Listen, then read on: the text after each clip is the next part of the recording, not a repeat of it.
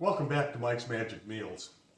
You know, it's amazing when the post-production guy, me, screws up and has to, well, I'm trying to cobble something together. About a week ago, we began making pate. That's pork liver pate. It was delicious, and that's what remains of a loaf that you're going to see. I lost about 3 or 4 little segments in the early preparation of the meat, the seasoning, and so forth. So let me just tell you that I basically chopped up into cubes some pork butt. I did the same with some pork liver, and I put it into the refrigerator in a sealed container, and it needed to rest overnight and help flavor the meat. So I don't have that, and it's going to jump in with the episode, and it's going to be me waving around pork liver. Anyway, it was frozen at the time, and it does wave pretty well, and it's kind of cooling off my embarrassment. I hope you'll forgive me, and I hope that you'll take a look at the pate. It's real good stuff. And this, of course, is pork liver. Believe it or not, at Christmas time, this was very, very difficult to find. Had to drive about 10 miles to find a market to carry it, and I went to 5 here in the territory. This stuff also has to be seasoned. I'm going to season both very simply. I'm going to use a little ground thyme. I'm going to use kosher salt, and I'm going to use a bay leaf apiece. I'm going to put these in non-reactive containers, meaning Tupperware, and I'm going to put them in the refrigerator overnight. I'm going to get started with cutting. If you don't want to watch, I don't blame you. And I'm going to segregate about the right amounts. I'm probably going to season all of this. And I'm only going to do about half a pound of the pork. So I've gone ahead and I've cut up the pork. And I've basically taken this into chunks that are small enough to get through my grinder. And I'm looking for about 8 to 9 ounces, roughly 270 grams. And I'm doing that because there's quite a bit of fat, which I really want in this dish, and I think it's going to be great. This isn't the first time I've done this, and there are 2 times in a row where it comes out exactly the same, except it always seems to come out pretty good. So that's what I'm doing here. So I wanted to come back to this. This is really the initial part of a pate recipe. I happen to really like it. Some folks don't, and one of the challenges that I've had is I've got wonderful recipes, basically variations on some stuff from Mike Ruhlman and Brian Polson. By the way, if you haven't got the book by those guys, Charcuterie, think about investing in it. Mr. Ruhlman is a great guy, and I've interacted with him a number of times when I had questions about some of his recipes. Anyway, my tureen vessel is about half the size of his. And so I've had to cut this stuff back, and I want a slightly different texture. I want mine to be smooth, more spreadable, like the stuff you might find in a store. So this is about half a pound of pork butt. It's got plenty of fat, and it's actually a little more than half a pound because I have allowed that fat there. It's going to help emulsify the mixture, which tomorrow we're going to put through the food processor. And then this is that horrible liver. And we're only going to use about 80 grams of this, 1/8 of an ounce. And I'm going to season both of them similarly. The recipe actually calls for sprigs of thyme, but because of the trucking crisis, whatever you want to call it, I can't get it anywhere. And I've looked in a 10-mile radius everywhere around, so I don't have that. And we're basically just going to season. I'm going to do that again. Just a little in my hand, about that much if you want to peek. And I'm going to do it from on high. And I'm going to do it from on high. Why do you do it from on high? I want it to spread. If I try and place, I can't line up the grains where I want them to go. So if I hold stuff up high, it tends to spread. And if you look at this, I mean, you saw basically what I did. It kind of gets on everything. Now, I'm less concerned about this being evenly distributed because I know this stuff isn't going to be rinsed off tomorrow, and it's going to go into the food processor, and it's just going to be there. I'm going to do the same thing, a total of about a tablespoon of salt for both sides. So I happen to know that that's about a teaspoon and a half, and so is this. And then the recipe calls for, and I have to be able to taste, a bay leaf in each side for seasoning. And I'm going to have to look for another jar of bay leaves. So let me go do that. But this is how it's going to look. I'm going to slide this into a Ziploc bag. I'm going to cap this because it's that non-reactive vessel, Tupperware. And it's going to go in overnight. I'm going to pull it out and we'll deal with it in the morning. So I've stirred the seasoning into it. I basically took a spoon, moved stuff around on both the pork and the liver. It's ready to go. I'm going to cover it. I'm going to put that in a Ziploc, and I'll put it in the fridge and we'll see it in the morning. So we're continuing with the preparation of the ingredients for our someday to be, soon to be pate.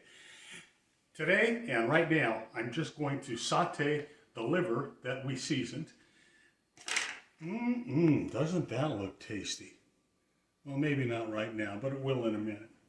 So, first thing I have to do, I am going to remove the bay leaves, and the rest of it is all going to go in the pan. I have a little fire under the skillet. I'm going to raise it up, add maybe a tablespoon of oil. It's not going to need much. And when it just starts to smoke, I'm going to add the liver. I'm going to try and add the liver so that it's not crowded. I want to put a nice crust on it because the seared part, the crust equals flavor. And all of this stuff, of course, is first going to be ground, and then we're going to run it through the food processor. So, as we wait. The other little thing that I have learned, School of Hard Knocks, is as this stuff goes in, the oil tries to splatter. So I'm going to get the liver in, then I'm going to cover it, and then I'm going to be turning it over with my tongs. So we're not going to get a real good look at this. Then what I'm going to do is pull the liver out. I'm going to put it on a plate, reserve it, and there's stuff in the bottom of the pan that's called fond. I'm going to add some shallots that I'm going to lightly cook, and then I'm going to deglaze with a couple of tablespoons or so of some cognac. Okay, so we just have this pan exactly where I want it as far as temp is concerned. We're just starting to see smoke, and I'm going to put these in one little piece at a time. Again, I don't want to crowd. And these are actually, I'm less concerned about them being cooked all the way through than I am about just getting a nice sear. I don't want the pan too hot. I don't want to burn. And this is all going to fit. I'm going to quickly cover it. We're going to let it go for about 10 or 15 seconds is all. Then I'm going to yank the cover, just a splatter shield, and then I'm going to turn it and we'll take a look. I may have to do that a couple of times. So back into it. Yeah, there they go. Look at that. Isn't that? That equals flavor. I'm going to turn the heat down just a little bit. I want it brown, not burned. And actually, I think we're just going to give it another 10 or 15 seconds like this, and that's going to be all she wrote. Don't need more than that. And what we do with this, I will be reserving all of this meat. I'm going to take the shallots, I'm going to put them back in. It all has to be chilled, which is an overnight process. And here we go, we're pulling them out.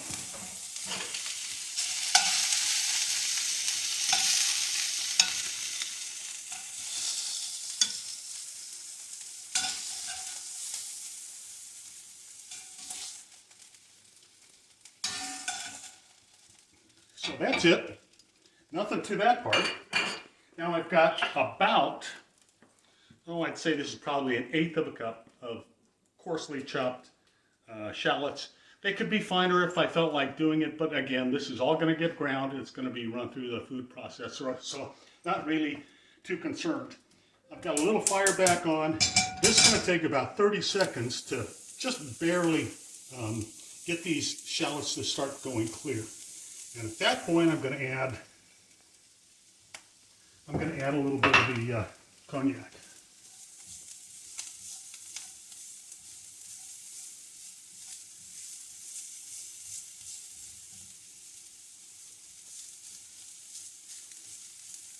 I'm trying to move them around. Again, I don't want them to burn, but I do want them to get translucent. And, well, that's looking pretty good to me.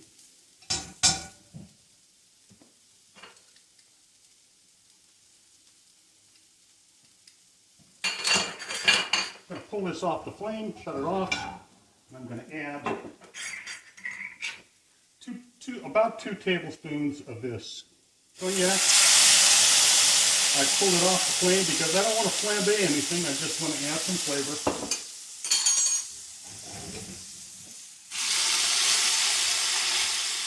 I'm going to move it around here until most of that brandy, most of the cognac has been burned off, or has evaporated. I guess burned off isn't the proper phrase. I've got most of the fond off of the bottom, all the stuff that's worthwhile saving, I think. And that's how it's going to look.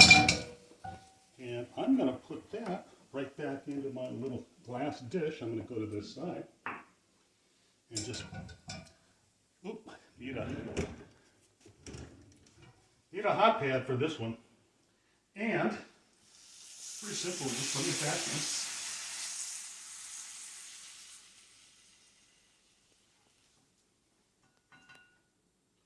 So this is going to be chilled overnight. I'll be taking the business end of the grinder as well as the blade attachment for the food processor, and I'm going to be actually putting that in the freezer tomorrow morning. Probably have it in the freezer for about an hour before we get started. Once we get going tomorrow morning, it'll happen fairly quickly. We will probably grind, we'll put the ingredients together. You'll see how simple it really is. Yeah, it is a little bit of effort here up front, but this is going to be really good stuff. Anyway, I'll catch you again in the morning. You know, every day that you cook, it's magic, but some days are fun, and this is going to be one of those days. Today we're going to actually prepare the pate, and I wanted to give you a heads up on what I'm going to be doing here. The first step is to make a panade, or depending on your pronunciation, panade. I'm going to go with what I think is probably the more European version, panade. And it really is bread. This is basically a slice of white bread that I've roughly chopped. I'm going to add an egg to it. I'm going to add some milk, some cream, and some spices, a little bit of parsley. And the idea here, believe it or not, you mix this in with your meat, and it keeps the meat molecules from getting too stuck together and tough. So this is one of the things that's going to help with the smooth texture that I'm looking for. Anyway, we'll get going with the rest of it, but I just wanted to give you the explanation. Once we have this done, I'm going to put together my grinder. Everything is being frozen. All the working parts are being frozen because I don't want to have the fat breaking out of the meat. I want that held suspended. Between steps, I'm going to grind the pork that we seasoned and refrigerated. I'm going to grind the liver that we seasoned and refrigerated and then seared. And it's all going together with the panade, and then that's going to get put back in the refrigerator for about half an hour. At that point, I'm going to fill this ceramic tub about halfway with water. I've already got my terrine mold in it. I'll be taking care of that. The pate will end up going into it after we run it through the food processor. So there's a number of little things, none of which are difficult. It's a wonderful product that we end up with. It is magic, and I'm just hoping that I can take the mystery out of it for you. So into the panade prep for our pate. And I'm going to take the bread, I'm just going to drop it into a bowl. I mean, nothing difficult here. I happen to like all the breadcrumbs. Recipe calls for 1 egg.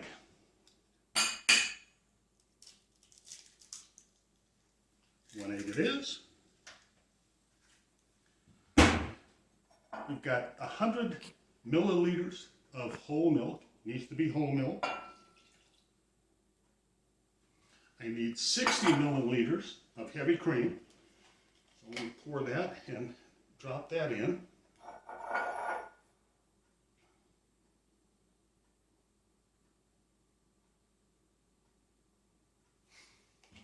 Yeah, that's about right.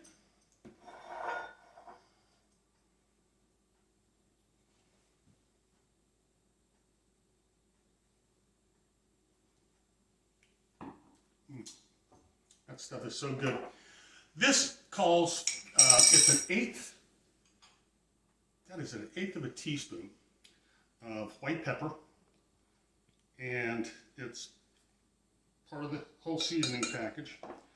And then an eighth of a teaspoon of ground nutmeg.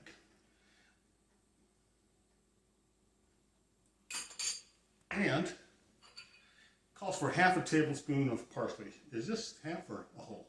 Is this half? Well, I've got everything in the bowl. This is magic, kids. Look at this.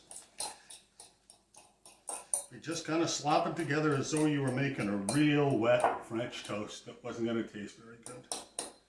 Anyway, that's a panade. I'm going to put it in the Frigidaire. I'm going to let it chill. And I'm going to start pulling the products to be ground. We'll have that going in about 3 or 4 minutes. See you in a bit.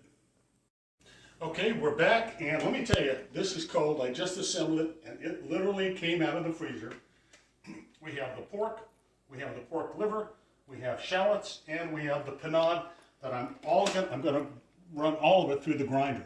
Now, I'm going to start with the pork. There's no particular reason why, and it's going to get noisy, so once you get in here, you're welcome to turn it off. I'll show you the finished product. Anyway, here we go.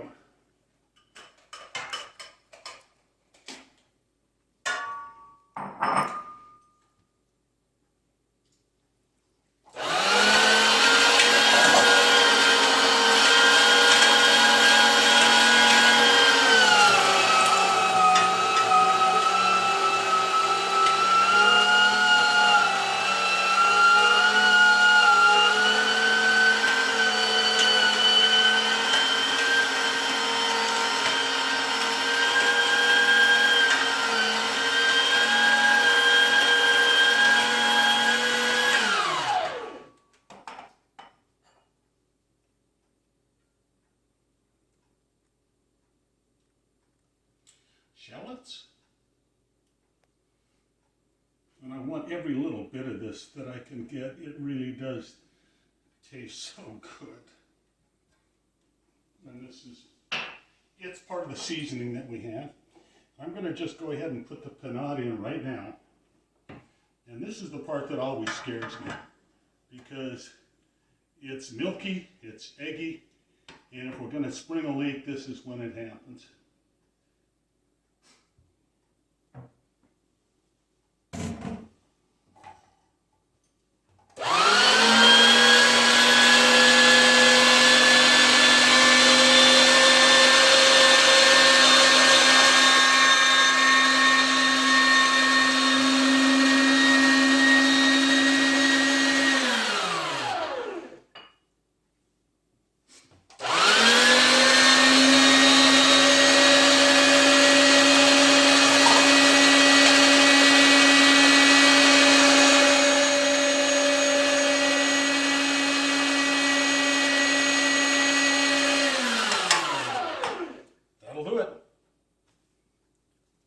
Okay, it's been about 20 minutes, and we've had, I don't even know what to call this. This is the mixture in the freezer for that time. And as you can see, it is very cold. So what I'm going to do now is put it into the food processor. By the way, I've had the blade in the freezer also, so it is freezing cold. In it goes.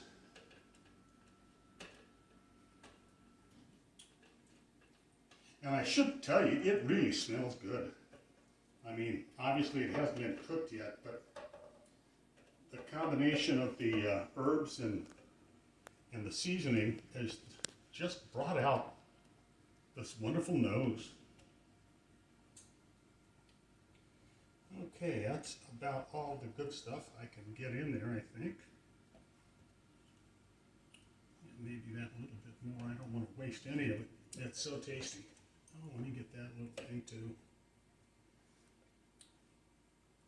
Okay, let's give that a shot. Cap goes on. Yeah. Wrong side. Cap goes on.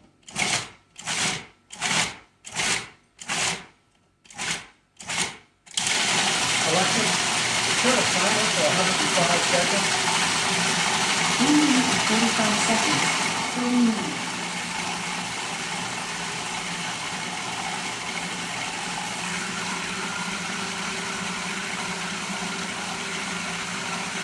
Okay, so I've finished zhuzhing the pate mixture, and I just want to show you what it looks like. It looks almost like a pork pudding at this point. I took it over, I did a little test to check for seasoning, cooked it, and let me tell you, it's fabulous. But at this point, I'm going to walk to the other side of the room, and we're going to put it into the tureen itself. Ready to go? You know, I need a little place to put the blade. Now, as you can see, the tureen here is beautiful. This is from Le Creuset, and we've previously taken saran wrap and put it down because I want it easy to remove this. So now, it's just going in, and I'm trying to put this into the corners to prevent any voids, that kind of thing in the tureen itself. And I'm really hoping, once again, that this comes out with a smooth consistency. That's what I'm looking for. God, and it still smells good. Now, once I'm done with this, if you look over my right shoulder on the stove, you'll see that ceramic cooking vessel that's got water in it. I brought it up to temperature. We're going to actually put this tureen in the water. The water will only reach 212 degrees or so, and then it starts to evaporate. So it'll be a very gentle cook on our pate mixture. And I'm just about to the point where I need to remove the blade. And this is, I always get messy doing this. It's just fabulous. So off the blade. And oh my, it does look good.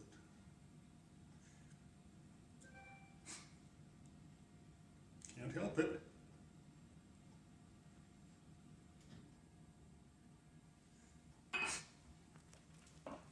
And the rest,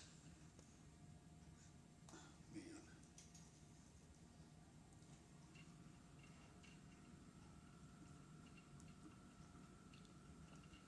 Are you sort of slapping it in there? I'm trying to knock out any air pockets. Unfortunately, they still happen.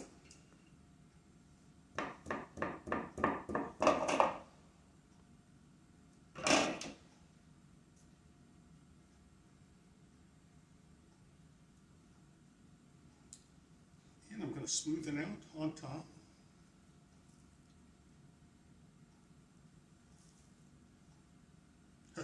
You know, off of one and then off of the other. It's funny. And now I'm going to fold it over. Fold the cellophane. And I'm not too worried about having it tied over the top. What is the purpose of the cellophane? Well, the cellophane really is there. If you're going to serve your pate in the mold, you don't need to put it in at all. But I'm going to remove this, and it'll end up being in slices for presentation.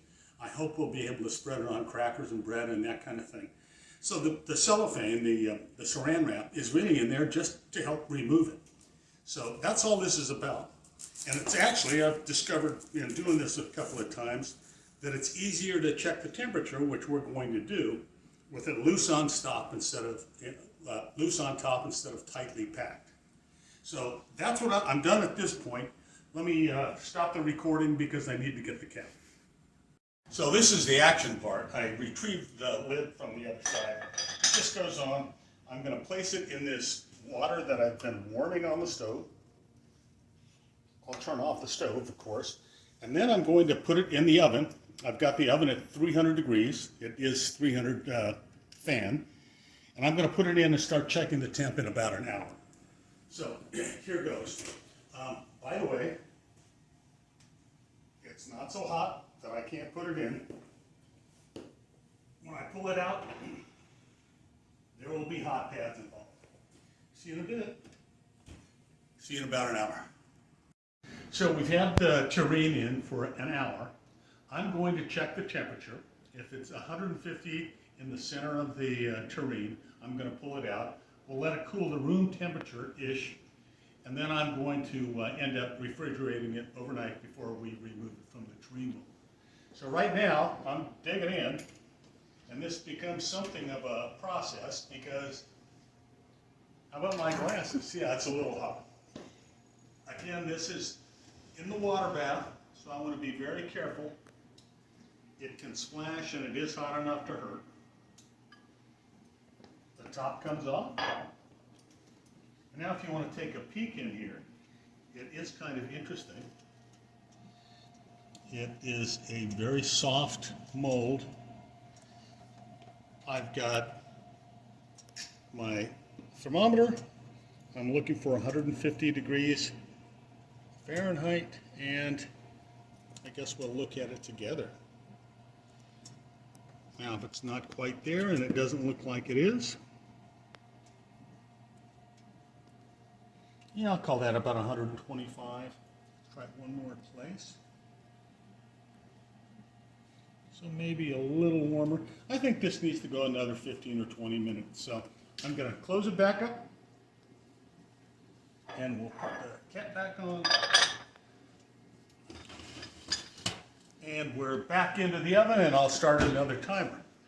Maybe this time I can keep my glasses from fogging up. See you in about 20 minutes. 15 minutes later, the alarm just went off.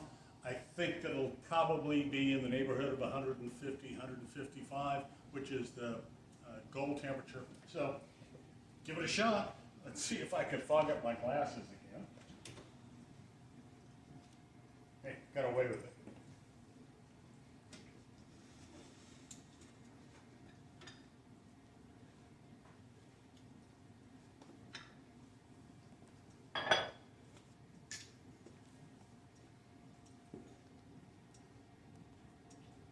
So thermometer,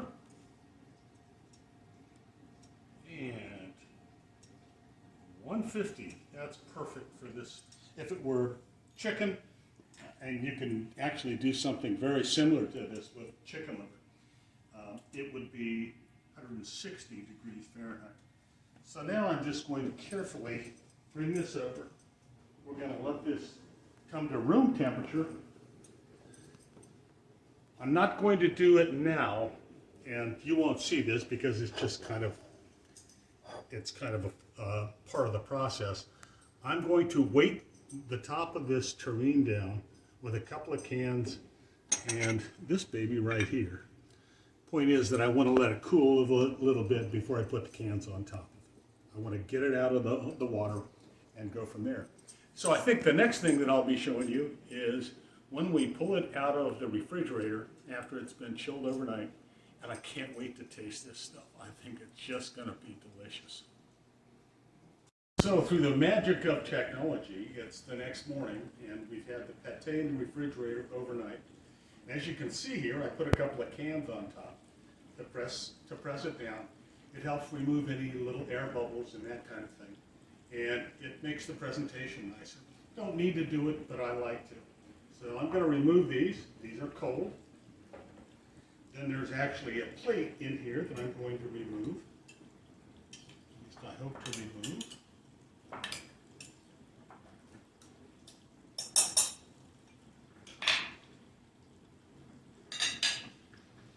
And now I'm fishing around for the saran wrap.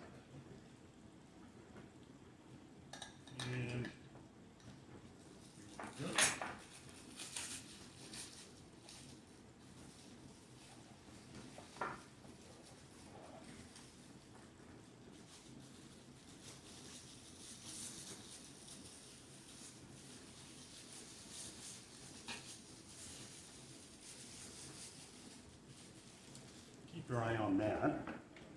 I need to do a quick rinse, and if you want to take a look inside the tureen.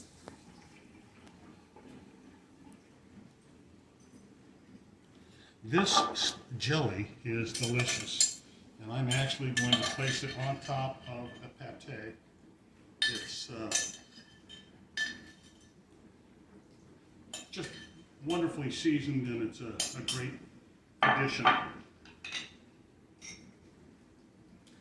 And now the trick.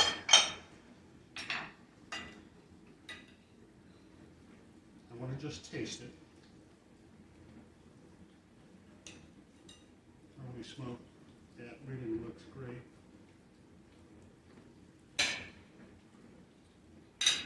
Have some red points. This is always so exciting to me. It's like this delicious reward for the effort that was put in.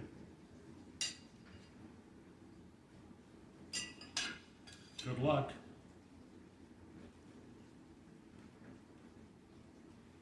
Oh my.